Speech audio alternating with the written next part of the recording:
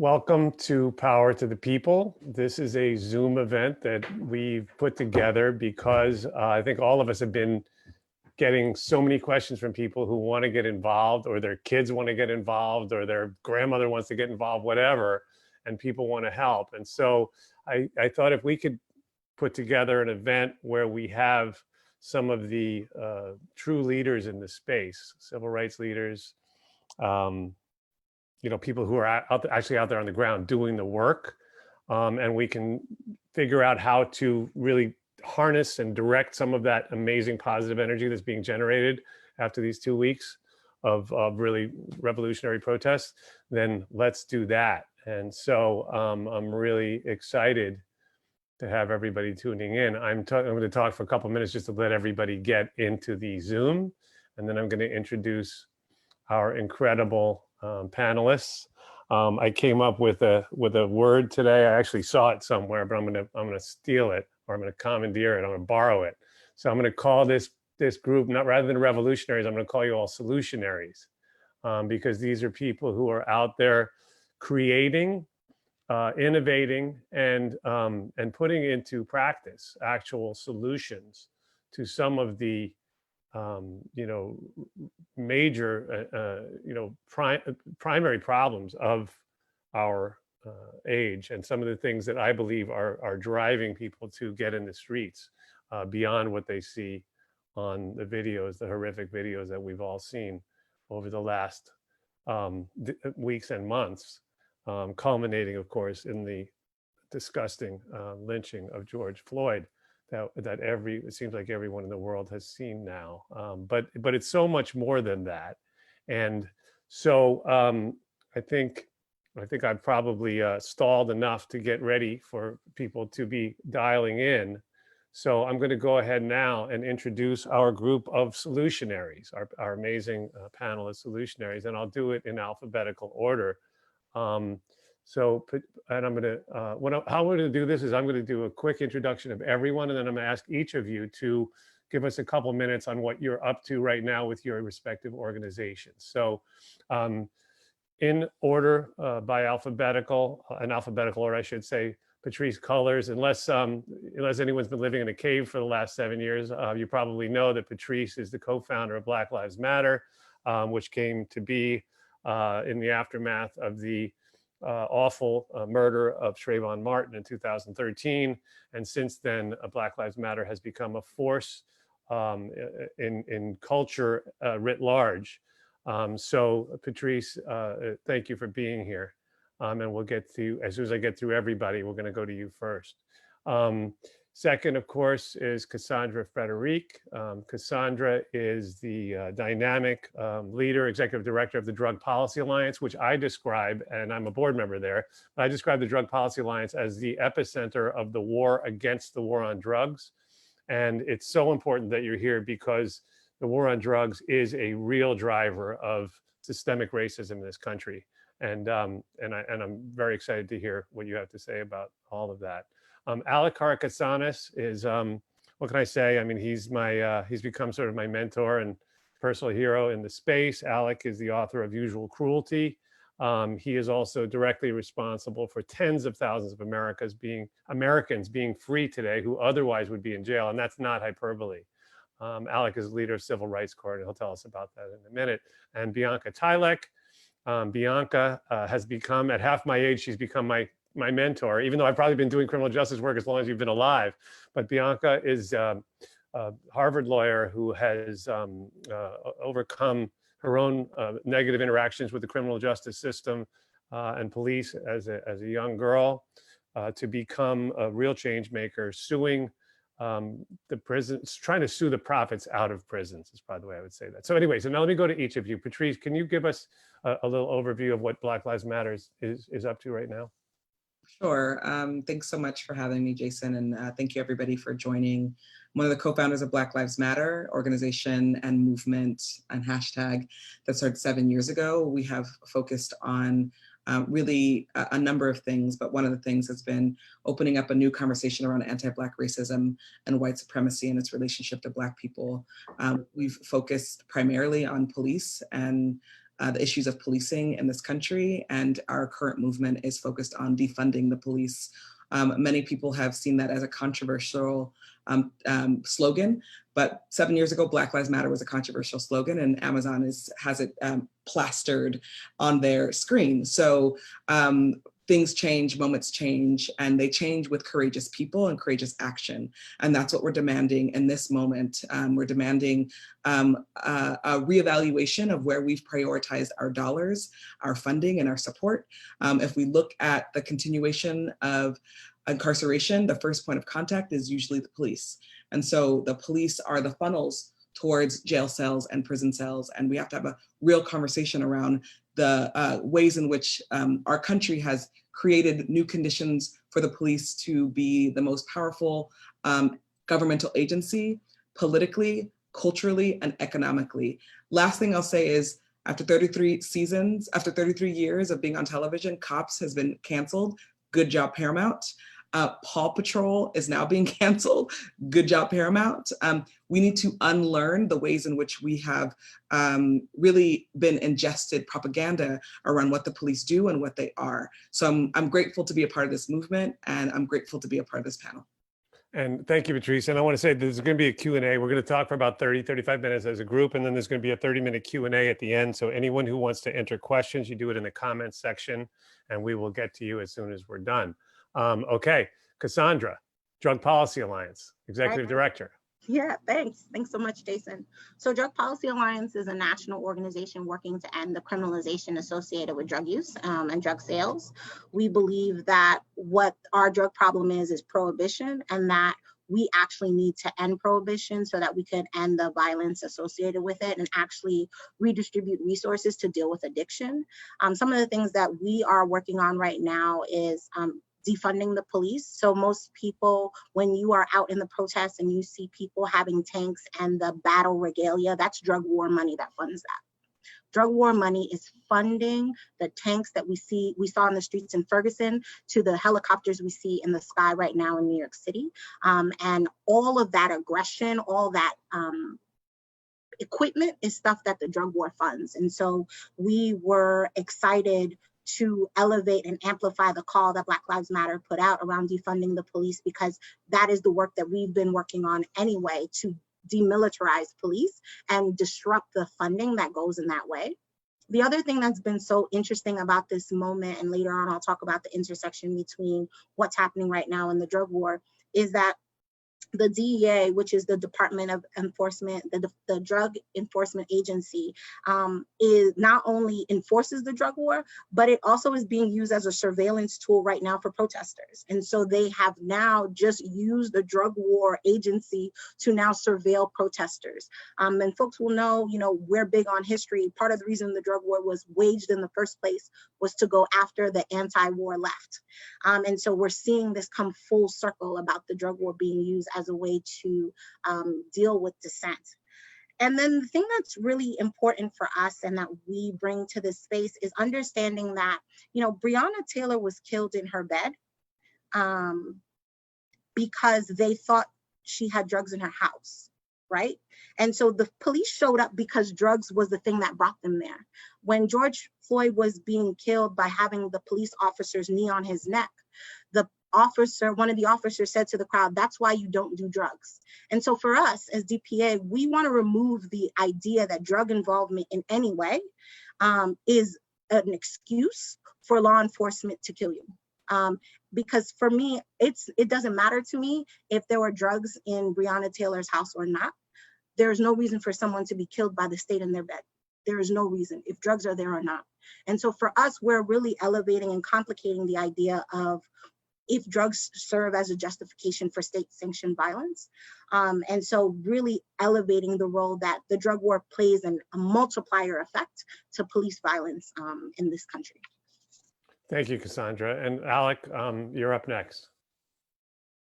The Civil Rights Corps is a small nonprofit organization in Washington, D.C. that works with directly impacted people and community lawyers and organizers and civil rights attorneys and public defenders and others all over the country to try to dismantle the criminal punishment bureaucracy.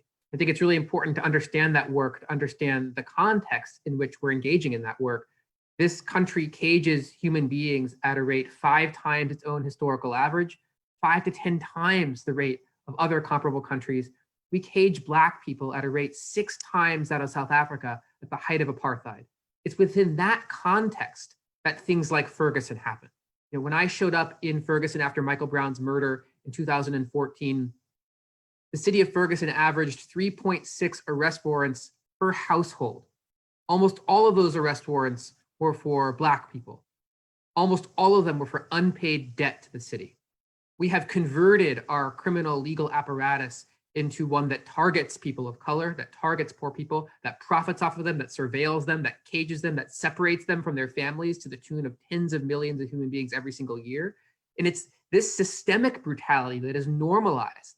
That's the systemic brutality that quote unquote good cops engage in every single day. That is what modern contemporary American policing is. It is a system that is designed to preserve distributions of wealth and property and distributions of racial supremacy, and to uplift this concept, which has really been at the core of the evolution of modern policing and the modern criminal punishment bureaucracy, which is white supremacy. And so what we try to do in our own small way through litigation and advocacy and storytelling is to try to change our culture's understanding of what the police and what this entire metastasized punishment bureaucracy is. Why do we have it? What function is it serving? Who does it benefit? How does it decide what it's doing? And in this moment in particular, I want to lift up what Patrice said. I think the core thing we all need to understand is that we need to draw very clear lines now. Are we going to propose subtle, small, little tweaks to the way we talk about things so that we're going to put a camera on a cop as they brutalize the same people in the same neighborhoods? Or are we going to have conversations about why do we need cops? And why are we investing tens of billions of dollars every single year in cages and handcuffs and sirens and tasers and bulletproof vests and not in the kinds of things that our communities need to flourish? So this narrative right now in this moment of divesting from things that cause people pain and that hurt people and for which there's no evidence of any benefit, and investing in the kinds of things that all of us know our communities need. Bianca, that's a perfect segue into your work. Yeah, thank you so much. It is. Hi, everyone. Bianca Tuilik, ED at Worth Rises. Worth Rises, we're an organization that works to dismantle the prison industry and end the exploitation of people touched by it. Those are both people inside as well as family on the outside. We are really striving to build a world in which no entity or individual depends on human caging or control for their wealth, operation, or livelihood.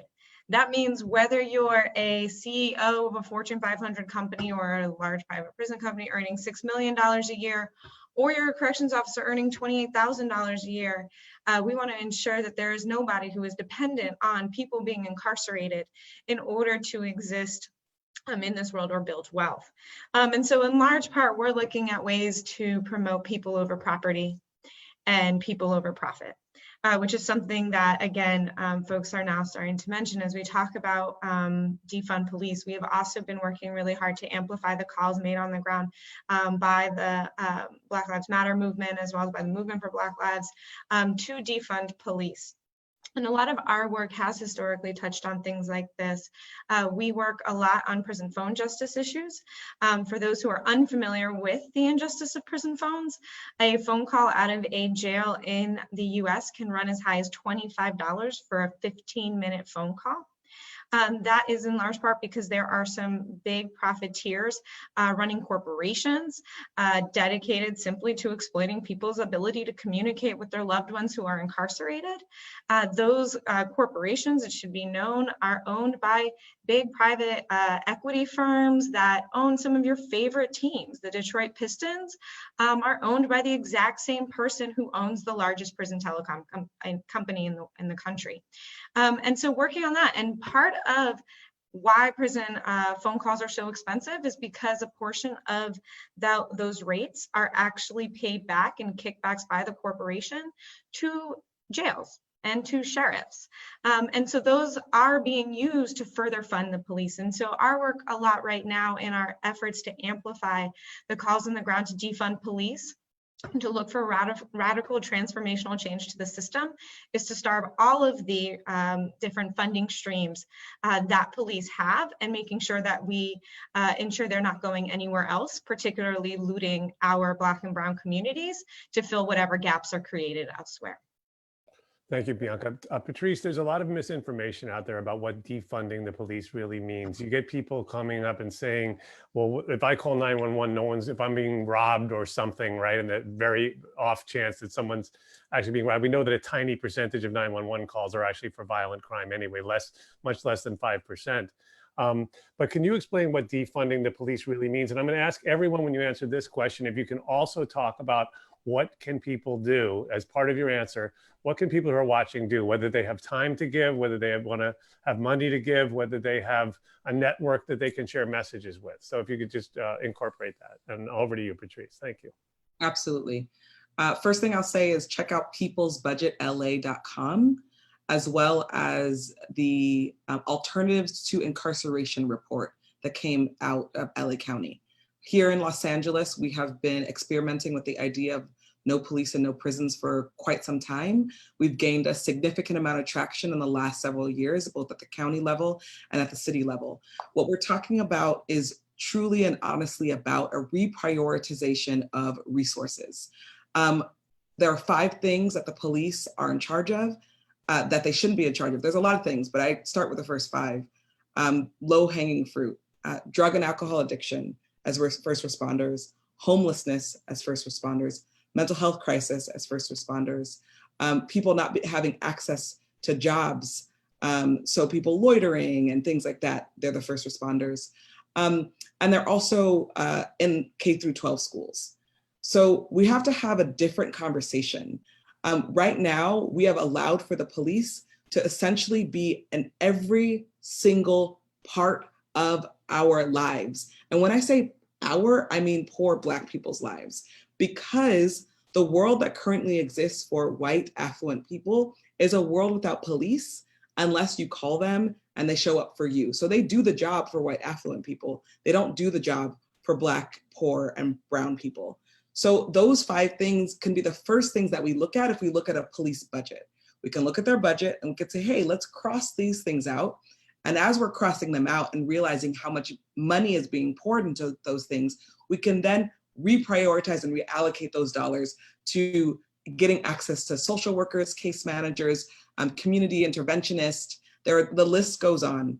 There are so many things in which we have divested from and have not allowed for our communities to thrive because of that divestment. There are so many programs that actually exist and doing a great job, but they cannot scale. They cannot do the things that, say, police do because they don't have any dollars. A budget is finite. We have to make a decision about what we are going to prioritize when it comes to a budget. And what the country and what our city in particular in Los Angeles has prioritized is, for the last 30 years, is a bloated police budget and a bloated incarceration budget. Now is the time that we defund those and reprioritize. And Cassandra, that's a perfect lead into you, because one of the things the Drug Policy Alliance has been fighting for is putting a stop to the low-level drug possession arrests in this country. I think people would be shocked to know how many people are arrested for marijuana possession. It's considered an essential service, right? It stayed open during the pandemic. So can you speak on that for a minute, and then also again advise people how they can move forward in solidarity? Thanks, Jason. And Patrice, that's exactly right. When we think about the way that police have acted as foot soldiers to be first responders for people who struggle with addiction, they are called in for things that they have no business doing. Drug Policy Alliance is very clear that law enforcement should never be the first responder when it comes to drugs. And that's why we are actually working on decriminalizing all drugs. So removing removing drugs from the criminal legal system altogether. No one should be responding to it. And then having the conversation, this point that Jason brings up around marijuana, we are, I'm from New York and Jason's from New York, where New York was the marijuana arrest capital in the country. We were arresting more people for marijuana than could fit in Yankee Stadium every year. And yet in this moment where New York still hasn't legalized marijuana, but we have a medical marijuana place, they deemed it an essential service. And in the beginning of COVID, NYPD was still tweeting out pictures of them harassing people in the subway station and being like, we found a bag of weed. And everyone was like, it's literally a pandemic. And so this is about not just redistributing the resources, but redistributing our priorities and recognizing that drugs should not be something that we deal with within the criminal legal system, because it actually doesn't give people options. And that recognizing that that low-hanging fruit is the excuse for people to engage and surveil and harm people of color, and specifically Black people, specifically Black trans women, who are consistently being harassed by law enforcement because of they're either trading sex or they're trading drugs. And so for us, one of the things that we're saying is that if people want to get involved, they should follow Drug Policy Alliance. We're on Twitter, we're on Instagram. Join our list. We send out action alerts like literally every 2 days. Right now, we're focused on pushing the congressional bill right now that does not end no-knock raids that killed Breonna Taylor, that continues to put money towards law enforcement, putting money towards treatment. And so we're putting out action alerts every day to really push the congressional Democrats to recognize that now is the time that if you're going to put forward congressional action, that it actually has to be about defunding. And if we want to say that we don't want another Breonna Taylor to happen, then we have to end the militarization of police in our country. And again, another perfect setup, because Alec, all of this intersects with the work that you're doing. I mean, this group is obviously simpatico, but can you just take it right from there? I think it's very important to understand that when we use words like defund the police, that word has a very particular meaning in context. And I think we're likely to see many mainstream politicians and even police officials start to try to co-opt what that word means. In the same way that now you have people like Mitt Romney saying Black Lives Matter. Well, when Mitt Romney says something like Black Lives Matter, I guarantee you he's not thinking about a fundamental shift, reparations, shifting the way that we invest in Black communities all over the country. That's not how Mitt Romney conceives of that term. The same is true with something like defunding the police. When Joe Biden talks about defunding the police, he's talking about increasing their funding for training and anti-bias measures and more money for body cameras to surveil Black communities. And he's talking about slightly reducing the amount of money perhaps on giving police military equipment, but increasing overall the amount of money going to police. We need to be very, very clear. So I want to just make one point crystal clear to the extent I'm able.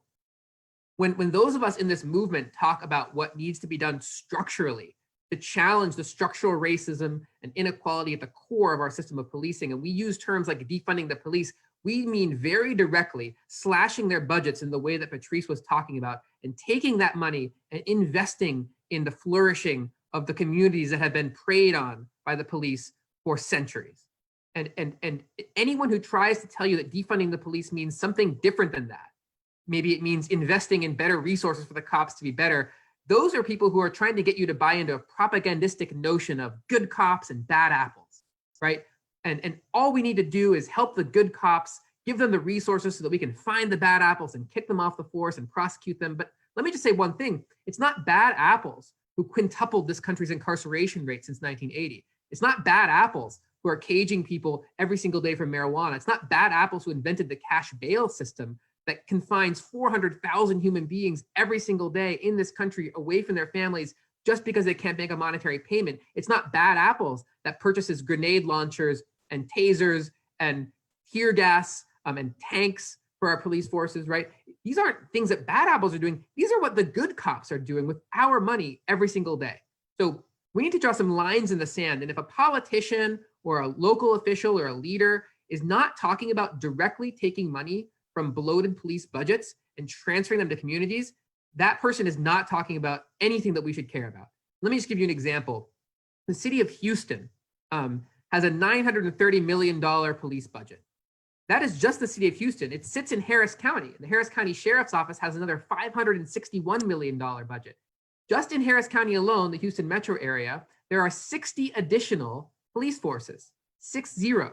So Harris County, Texas, just that one metro area is spending several $billions a year just on policing. I'm not even talking about prosecutors and prisons and tasers and tanks. I'm just talking about their yearly budgets. What kind of society looks at that and sees the complete divestment from the schools in Houston, from medical care, from safe, affordable housing?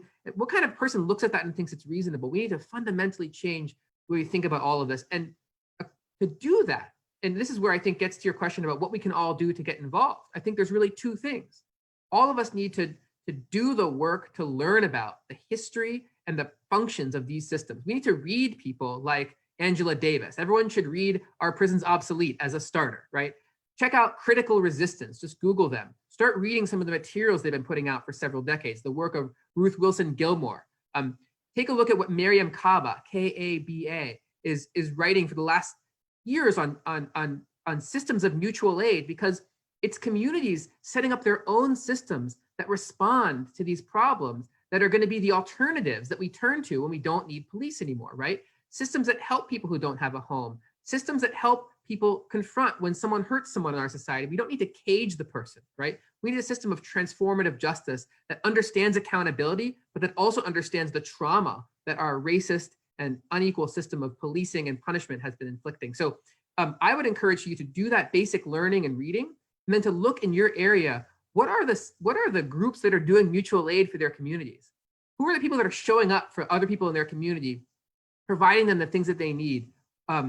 Providing things for undocumented people in your community, providing things for people that are houseless, providing things for people that need mental health care and other services, and get involved in those in a really real way, and start building the kinds of connections and relationships that actually are going to be the foundation for a much different, much safer, much more just society. And Bianca, I'm going to turn to you as well. And for, I've been calling you because I have so many friends calling me and saying my 16-year-old, my whatever wants to volunteer. What can they do to help?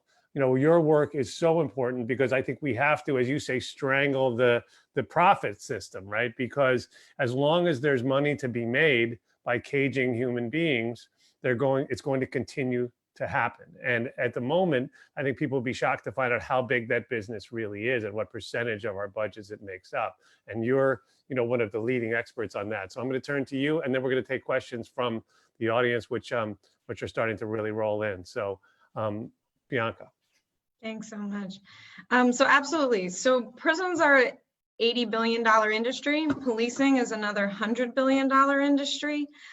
Taxpayer money largely put out in some parts to the private sector and others to resources and staff. And so in this amplification of the demand to defund police, we've been talking about 5 particular funding streams that police and prisons have.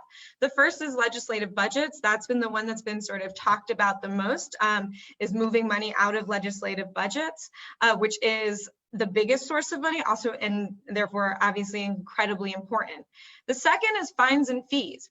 So something often that folks may not be aware of, but you think about this, it'll be really intuitive. Traffic fines, realizing there's a reason that, there's always a social commentary around quotas at the end of the month. It's because that is money that is used to fund police departments.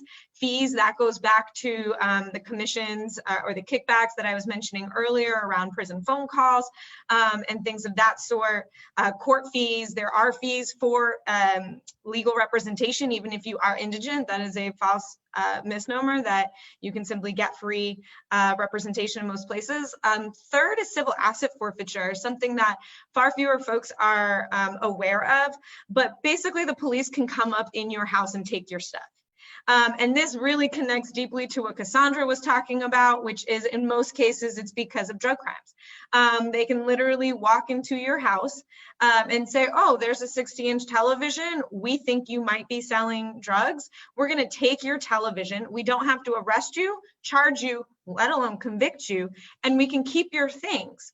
And you can hire an attorney because in civil courts, you don't get a right to an attorney. Nevertheless, that is actually your item that is on trial. And they can either keep your belongings or resell them. And those proceeds are used to fund police departments. In some cases, 30%, 50% of police departments funded on civil asset forfeiture. And studies have shown that civil asset forfeiture is dependent on more when legislative budgets are cut. So if you don't backstop these multiple different streams of funding, you can create some really awful byproducts. The last two being service contracts. So this is something that Patrice was mentioning, contracts with public schools, contracts with corporations. So think about your favorite NBA stadium, the police that are stationed there, and that those stadiums that have contracts with police, the police get paid for those. That is part of their funding stream. And then finally, corporate support.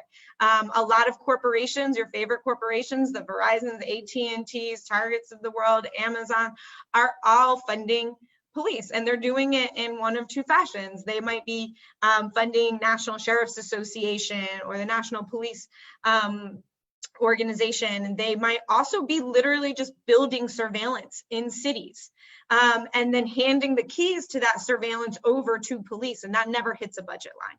So it's really important that we actually look at all of these different parameters as we are working on this defund the police spectrum. And with that, in terms of the things that people can do, and last thing on that is also, what is not defunding the police is moving everything to electronic monitoring. Surveillance is part of policing, period. So like moving people out of cages and putting them on monitors is not the solution, and don't let anyone tell you that it is. In terms of things, as I said, that you can do, I want to echo Alex's first suggestion, which is educate yourself. There are people in this movement that have been doing this for years, decades, well, maybe centuries is a bit tough because they'd be able for them to be still alive, but nevertheless, centuries this work has been done. And so you're not going to learn it overnight. You're not going to learn it by joining a few webinars. You're not going to learn it in one book. You're going to learn it by actually dedicating yourself to a practice of educating yourself, of reading and listening to people. As you're doing that, donate to organizations, because you don't have the answers yet.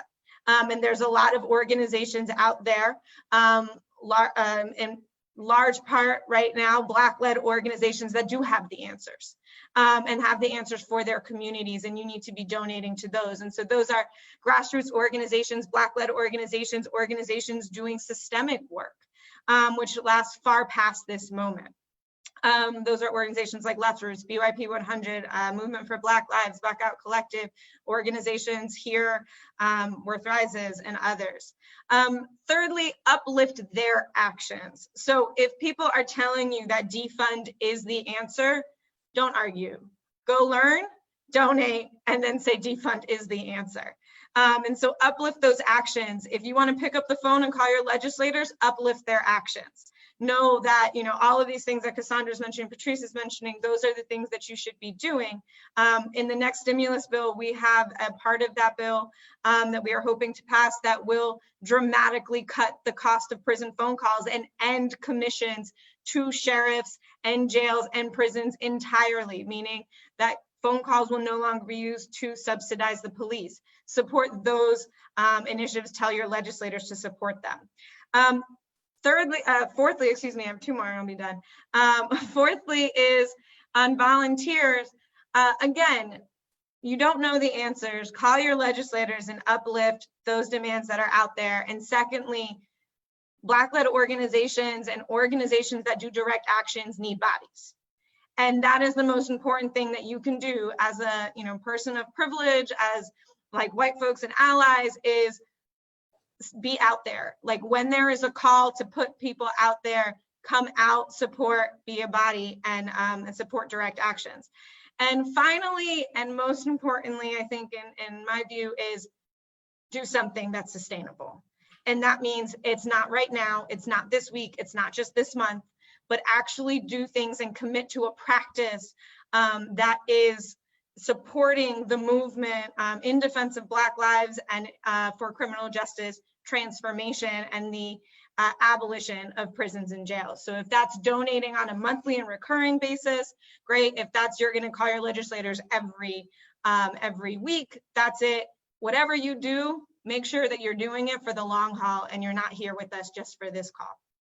Yeah, and I'm going to say defund and divest, because divesting from investments that you may have in your portfolios that you may not even know about, or that your parents may have, speak to them and say, do you have any stocks in companies that make money on the caging of human beings, or any other system of oppression of human beings that exists in this country? Divest. That's going to make people stand up and pay attention. And maybe we'll be able to create a resource after that to connect volunteers with volunteering opportunities. Now I'm going to turn to questions that we've gotten from people who are watching, and anyone who wants to take them can take them. So Autumn is asking, where can one find a comprehensive list of all companies that knowingly benefit from this system? Thank you, Autumn. So Worth Rises actually publishes a report annually. We just published our 2020 version of the report last month. It is a report that exposes all of the corporations that are engaged in the prison industry. In the prison industrial complex. It has over 4,000 companies on it. You can download the data directly, and the data is really comprehensive. It will tell you not just the name of the corporation, but exactly what they're doing, who they're owned by if they're not a standalone company, what their revenues might be, and all of the sources. So if you're looking, to Jason's point, to divest and do those things, look closely. And there's a few big names that I'll mention. Think about Amazon, Google, Stanley Black & Decker. You have some screwdrivers in there. They also make detention hardware for solitary cells. 3M, big supporter of prison labor. Aramark, which is probably in your schools and stadiums and all those places, government buildings. They also serve food in prisons. Have been sued 1 million times for maggot-filled, rodent-filled food. There are many companies in your portfolios, in your parents' portfolios, in your friends' portfolios, in your pensions, if that is in your school endowments, all related to those companies. Okay, and of course we haven't said it yet, but I'm going to say it now. And vote. Don't just vote in the national elections. Vote in local elections. That's so important. Vote in your DA races. Vote in your the state senate. Anything, because those are the people that drive the change upwards. Okay, next question. This is from Victoria, and she says, or she asks, how can we start to educate the public about how police and prosecutorial immunity go hand in hand? Patrice, do you want to take this one? Sure. I mean, I think, one way is having conversations, but I also think another way is working with organizations that are having those conversations. Lots of times people forget that the way we create change is by joining something. We can't individually change a system, but we can change the system when we work with organizations like many that are on the panel right now. We can also send you a list of orgs in your own community. Join something right now. I think that's the best thing that people can do, and be a part of the efforts that people are making happen. And if you feel like there isn't a group that's actually doing the thing you want, then figure out how to build it yourself. Like you did, yeah. And if there was one thing, what's the first, if someone was going to say, well, I want Patrice to tell me one organization I should join today, what would it be? No, I can't do one. I just think every organization plays such a powerful role. But if you're talking about DAs and prosecutors, and if you want to actually, DAs and police, and you want to actually challenge that, I think it depends. What side of the work you want to do. Do you want to do work that's just educating people, or do you want to do work where you're getting those terrible DAs out of office and then bringing new people in? I'm not good at the give me one, because I just think there's such a nuanced approach to it, but there's lots of orgs that are taking on DAs. Real Justice PAC is one of them. I work with them. Real Justice PAC? Yeah, the Real Justice PAC. They've taken on multiple DAs and they've won a lot of races. Here in Los Angeles, if you live here, we have a DA race that's happening. Jackie Lacey must go, and George Gascon is running up against her, and we like him and we've endorsed him. So it's really important that you know what your local elections are going to be and who's up against each other, and researching them. Okay, next question. Next question is, are there any significant efforts being made regarding legislation of civilian review boards with actual power that oversee police internal affairs division? This comes from someone who's not a neophyte. Okay, so you want me to repeat the question? Did you guys get that? Okay, who wants that one? We haven't heard from Alec or Cassandra yet on these questions. So who wants to take that? Are there any significant efforts being made regarding legislation of civilian review boards with actual power that oversee police internal affairs division? Alec, that sounds like you. I'm not. I don't know the answer to that. I have not heard of anything that I would term significant. Again, that term is very loaded, though. I mean, I'm not a big fan of that kind of intervention in any way. I'm much more in favor of just dramatically reducing the size of police departments. I think it's a really fraught business to say we're going to improve police departments by giving a little more oversight, by investigating, by giving more resources to other police to investigate those police, right? I think if you want to stop police brutality, if you want to invest in communities, you reduce the size, you reduce the number of interactions they're having with people, you decriminalize, you reduce their ability to intervene in a negative way in people's lives. Smaller police forces are going to do a lot less of the things that we don't want police doing. And so for me, I think it's interesting that many people in the establishment for years have been focusing on interventions like that. And the police unions have won even those battles. I mean, police unions have prevented even the most basic interventions like civilian review boards with subpoena power. Police unions have blocked even the most seemingly mild interventions to police accountability. But that doesn't mean that we should still be pushing for those things above other things. We should be pushing in this moment for much bolder, much more visionary change to the structure of who police are and what they do and why we need them. And we should only be using them to the extent someone is able to tell us a very, very good reason why police need to be doing this particular thing. And they don't need to be doing anything else. And so I think in terms of all of the reforms that are being pushed, you know, one of the current reforms that police unions are most upset with is this independent power of civilian review boards to fire officers or subpoena them or to conduct investigations. But that's sort of, you know, because the police unions haven't yet appreciated the moment that we're in, which is actually potentially, if we do things right, much more threatening to the very notion that there can be 51,000 employees of the New York Police Department, right? There shouldn't be 51,000 NYPD employees, right? And as a first step, let's cut it down to 30,000. Then we can start talking about scrutinizing and holding those 30,000 people accountable.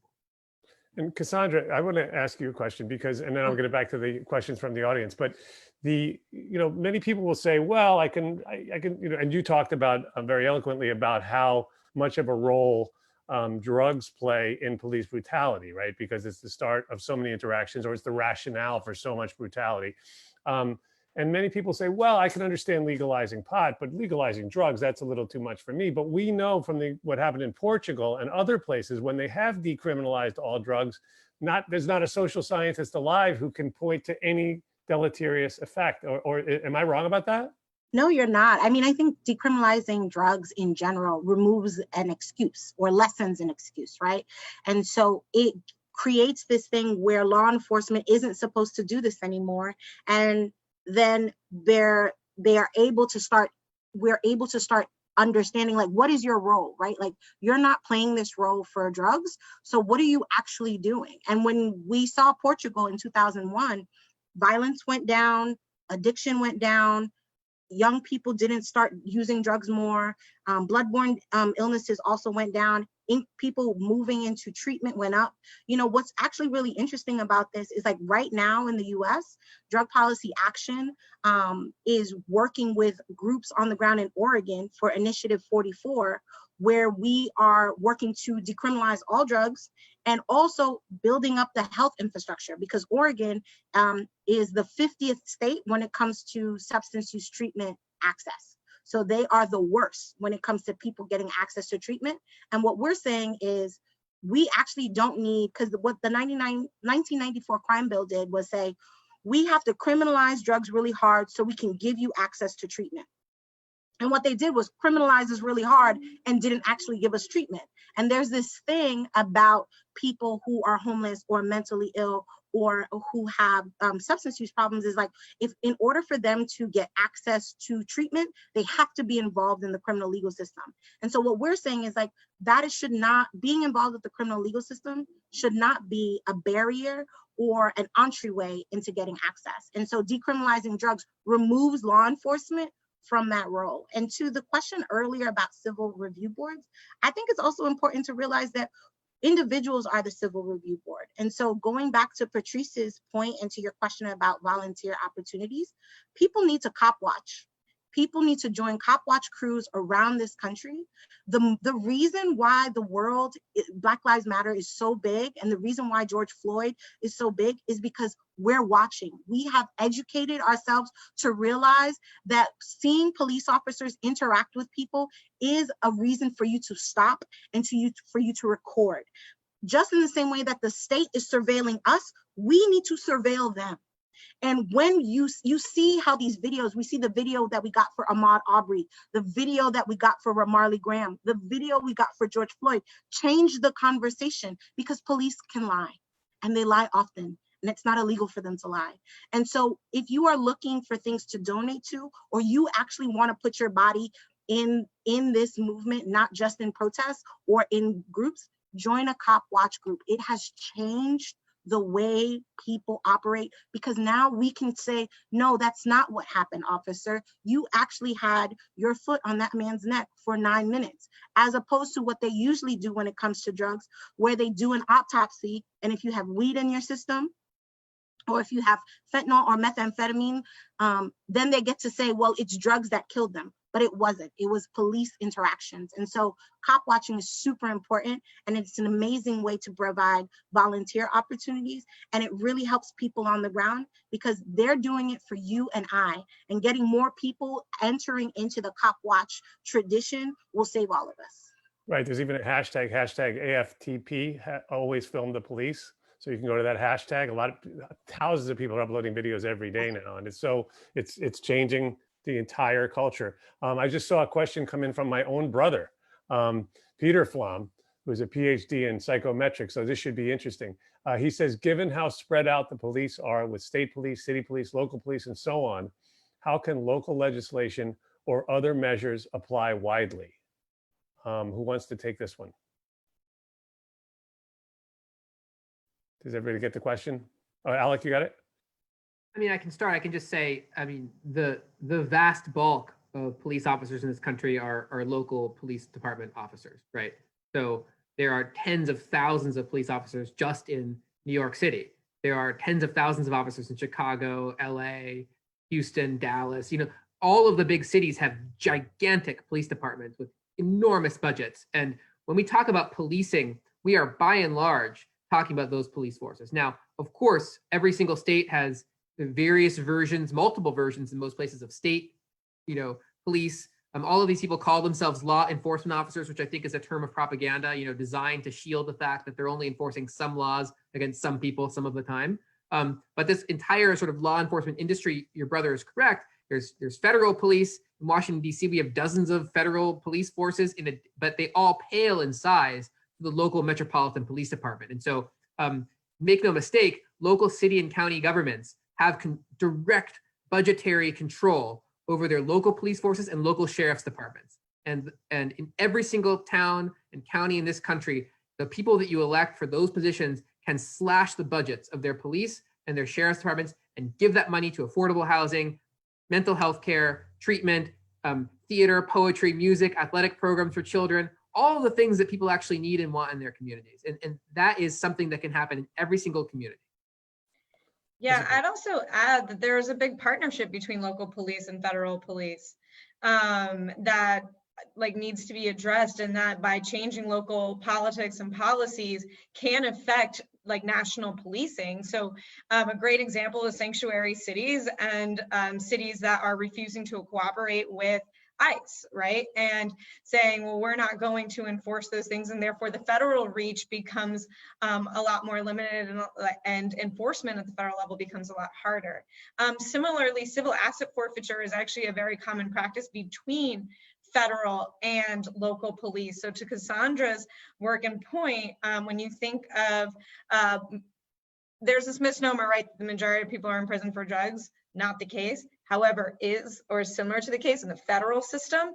And so federal police actually really do rely on local police in large part. In fact, they allow them to take 80% of, like there's a federal program that allows them to take 80% of federal, of civil asset forfeiture proceeds. And it incentivizes local police to work with the federal system when the federal system is looking for someone. So there's a lot of relational aspects between those two. That means by changing local policies, you can impact even how federal law enforcement is done. And then the last thing I'll sort of say on that is just that jails are also local, right? They're local sheriffs and counties run jails. And some of the most egregious exploitation happens at the jail level, not actually necessarily at the state level. So those phone calls, when we talk about like the price of a phone call, the national average at the jail is over $5.75. National average across prisons is $1.42. And so actually looking at local policies is really critical. And quite frankly, for organizations, a lot harder because there's so many. And so work that can be done at that level by ordinary citizens without the work of advocacy can be really impactful. Yeah, it's crazy to think, even going back to what Cassandra was saying, that we now know, because his own aide admitted this, that Nixon declared the war on drugs, not because he cared about drugs. Nobody cared about drugs back then. But he wanted a war on Black people and hippies, and he couldn't call it that. So it was really a marketing thing that he did. And it, of course, led to this unbelievably disastrous situation, including the fact that we now live in a police state. And we also know that drug arrests are over 50% people of color. And then it goes up. The number of prosecutions is close to 65%, and the number of convictions is over 75% of people who have a different skin color than the people who are largely the ones who are arresting them in the first place. So it's all, sorry. No, I was just going to say, and I think it goes back to one of the things that Patrice said earlier about the low-hanging fruit. We have to have a conversation as to why jails are the Cook County Jail is the largest treatment provider in the country. Largest drug treatment provider in the country comes out of a jail. In New York, our Department of Correction was the largest treatment provider. So like our police state, you have contracts, not just with Aramark, you have contracts with treatment facilities. So the police state, everyone's making money based on marginalized people that are struggling with everyday situations. And so the defunding police is just, it goes back to Bianca, it's like defunding is also looking at the role that capitalism is playing and the industry that we have built on the suffering of people.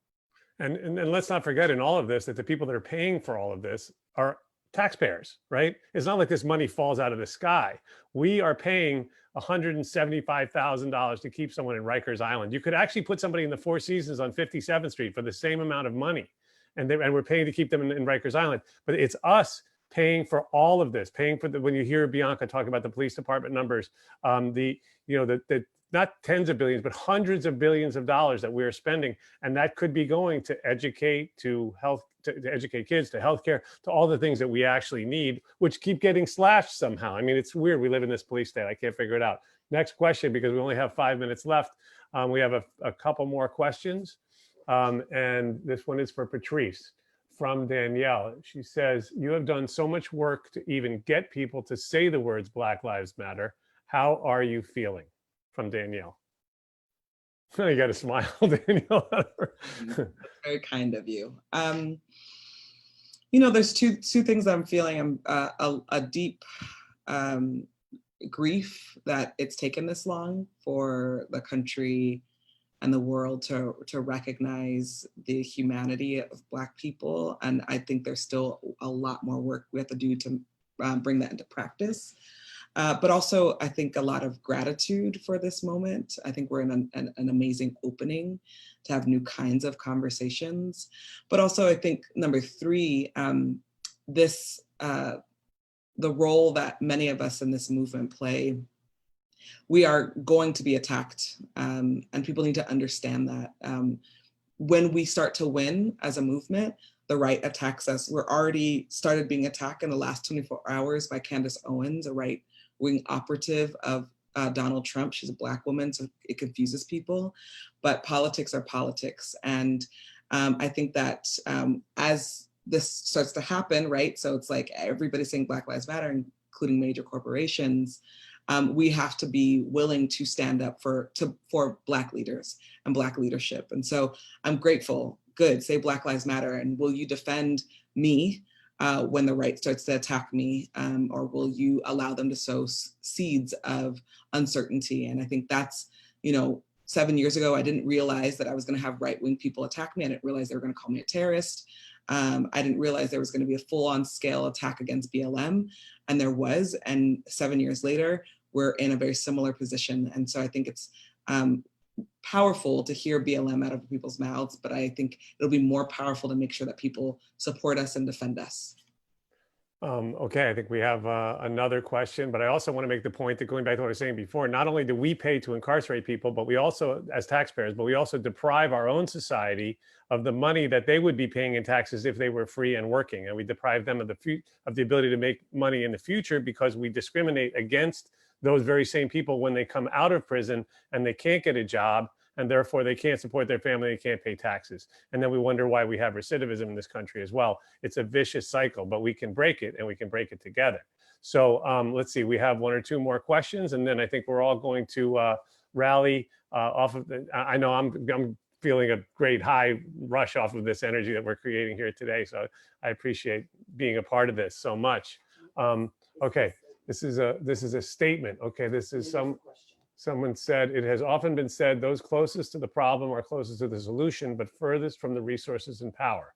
No one is closer to the resources, power of the power of the criminal justice system than those in the field of law. Yet paradoxically, no one is more restrained from accessing and entering the field than justice impacted. Is there anything more impactful? Is there anything more impactful than empowering and equipping our people? Than empowering and equipping our people? Wow, that's a lofty question. Does anyone want to take that? It's a hard one to answer, right? It's more of a statement than a question, so maybe it's okay. I think it's actually really easy to answer. No, there's nothing more powerful. Like, we have to equip our people. Oh, we lost Patrice. Yeah, I mean, I think, to your point, it's a statement. I think it's very clear and true. Yeah, I think the most powerful thing to me in our work is not just equipping people with resources, but giving them the tools to stand in their own power and agency. I think the most powerful relationships that I have in working at Drug Policy Alliance is working hand in hand with drug user unions. So people who use drugs and are criminalized every single day direct our agenda, and we plan and we conspire and we build and move together, and we get them resources. So, organizations like Vocal New York are doing amazing work at multiple intersections. And so if folks are thinking about who is, closest to the problem but furthest from the resources, I would look for drug user unions, because they're doing a lot of the work at the intersections. And I'm going to say now, as we go to closing, it's one very simple step is to follow Worth Rises. It's worthrises.org or at Worth Rises on Instagram. Of course, Drug Policy Alliance, very simple, very straightforward. The people who are fighting the war against the war on drugs with all of its miserable tentacles and nefarious goals. And so follow Drug Policy Alliance on whatever social media you use. Civil Rights Corps, again, if you just go to even their Instagram or their site, you'll see it's almost a one-stop resource for figuring out how you can get involved, how you can make your voice heard, how you can, activate your friends and energize. And of course, Black Lives Matter. I think Patrice had a 6 o'clock, so she had to jump off, but no one needs to, no one's going to forget those words, and no one has any complication or confusion as to how to go to find resources on Can I just say on Patrice's behalf, since she's not here, also to file Dignity and Power Now, which is the organization that Patrice founded after BLM and currently runs. And their Twitter and Instagram is Power Dignity. It's actually inverse. So. And of course, vote. I'm going to go, if we can just, we do have a couple of minutes left. And so I'd like to just have a a quick closing. If we can do a lightning round, I want to thank everyone for tuning in. I'm Jason Flom. This has been a presentation of Wrongful Conviction Podcasts. Please do follow us as well. It's Wrongful Conviction Podcast on Instagram, or if you want to follow me, it's at It's Jason Flom, but you probably already know that. And thank you all for watching and for getting involved and for caring. And now I'm going to turn it over to our wonderful group of panelists to just share their closing thoughts and any action steps that you want to take. Anybody to follow, anybody to donate to, whatever it is. We'll close out. We'll go this time in reverse order. So we'll go Bianca, Alec, and then Cassandra. Great. Well, thank you, Jason, for obviously pulling this together and for asking us all to join and for uplifting the calls to action that everyone here is uplifting. So I just want to reiterate calls to action that are being made by the Movement for Black Lives and those and Black-led organizations. Please also follow them, join their actions, and in particular, they're organizing around Juneteenth next week and really trying to center that work and focusing that is I think really important. And the last thing I'll say is, again, just reiterating, whatever you do, make sure you do it sustainably. Make sure you are committed to this for more than this just one moment. Okay, Alec? I mean, I think it's really important for people to understand that we are about to be immersed in a full-on propaganda war. And there's going to be a lot of people who have an interest in shielding the true functions of what the police do, what our entire criminal punishment bureaucracy does. And so I think it's very important that you educate yourself about those systems and keep a few rules of thumb in mind. You know, if someone is proposing something that doesn't reduce the resources we're putting into the police and the punishment bureaucracy more generally, it's not a good reform, okay? If someone is proposing something that retains the power and discretion and control of actors within that system, prosecutors, police, judges, jailers, right? That's not a good reform. We need to be transferring authority and power into communities that are accountable to themselves and not to this metastasized bureaucracy, right? And another thing that I think is just absolutely critical for people to keep in mind is that this system is founded on a society of racial injustice. And it's just not possible to have any of these conversations without talking about how we're going to repair those decades and centuries of injustice.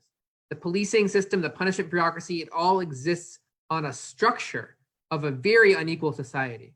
And unless people are having that kind of deep conversation, they're not actually meaningfully engaging in these issues and they won't be able to solve them. No amount of discussion about bias training and body cameras and community policing, all of these propagandistic words that you're probably hearing a little bit of in the media.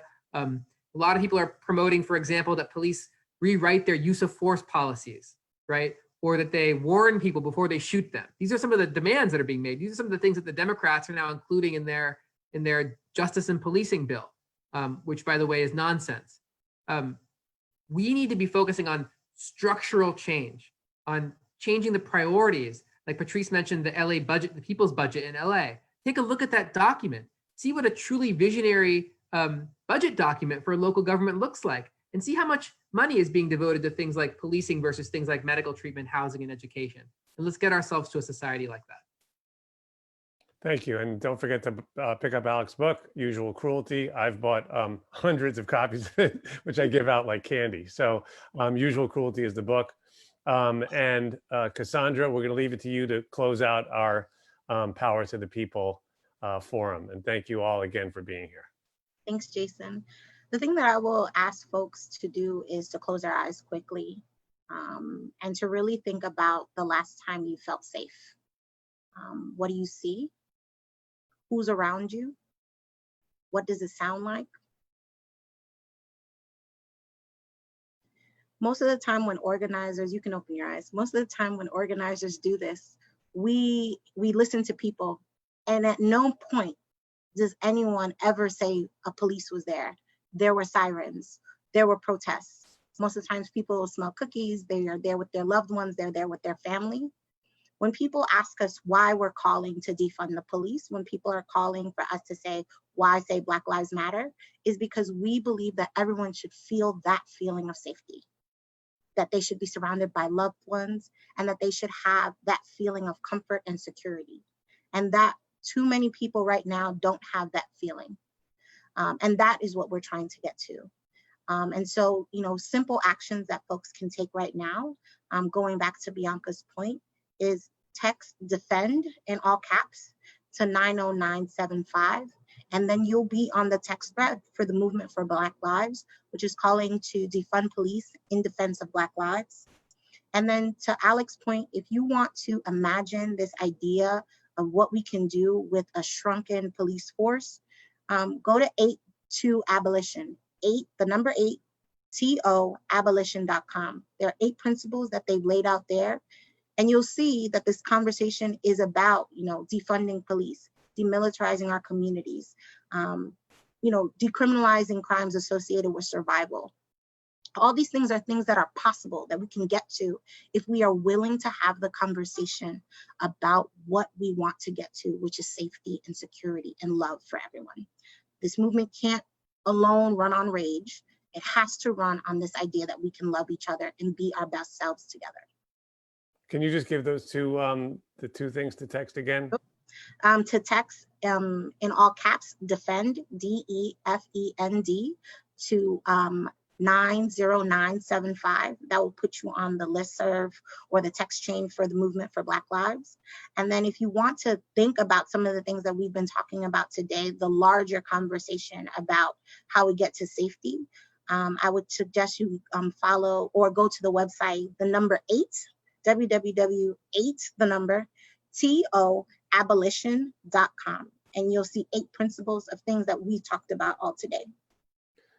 Okay, thank you, Cassandra, Bianca, Alec, and Patrice for being here. Thank you, everyone, for listening. This has been a presentation of Wrongful Conviction Podcast, Power to the People. And thank you for that wonderful closing, Cassandra. And we'll see you all in the movement. Thank you, Jason. Thanks, Jason.